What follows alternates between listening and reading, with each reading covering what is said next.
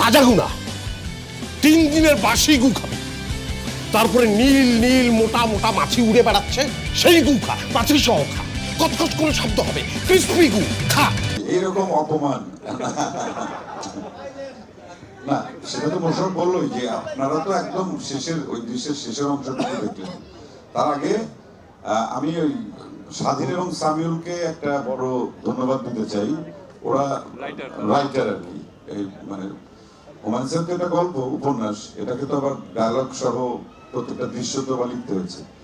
Savoy একদম আম সরবে, ইফতারে হোক ঠান্ডা ঠান্ডা আম। তা সামিউল এবং স্বাধীন মানে অভিজ্ঞতা বলি আর কি, গল্পটা বলি তাহলে ভালো লাগবে। তা আমার আর মোশাররফের এরকম একটা সিকোয়েন্স হবে এবং দীর্ঘ 12 বছর পর ওই দিন ইউনিটের সবাই মনিটরের সামনে বসেছিলাম। আমরা যখন যেমন বাঁধনের প্যাকআপ হয়ে গেছে, বাঁধন যায়নি, যেসব আর্টিস্ট প্যাকআপ হয়ে গেছে ওরা ছিল যে 12 বছর পর দেখি ওনারা একসঙ্গে। আমিও খুব দ্বিধাদ্বন্দ্ব ছিলাম, মোশাররফের মধ্যে দুইজন প্রায় 1.5-2 ঘন্টা আমরা রিহার্সেল করলাম এফডিসির মধ্যে ঘুরে ঘুরে, হাঁটছি রিহার্সেল করছি, হেঁটে হেঁটে রিহার্সেল করছি। কারণ এতগুলো ইউনিটের মানুষজন এরা বসে আছেন, ওই সিকোয়েন্সটা দেখবেন।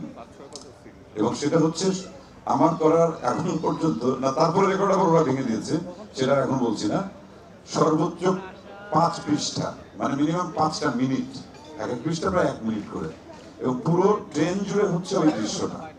এবং ওই দৃশ্যের শেষ ডায়লগ ছিল হচ্ছে মোশাররফের এই, তুই কি যেন খা, মিষ্টি খা।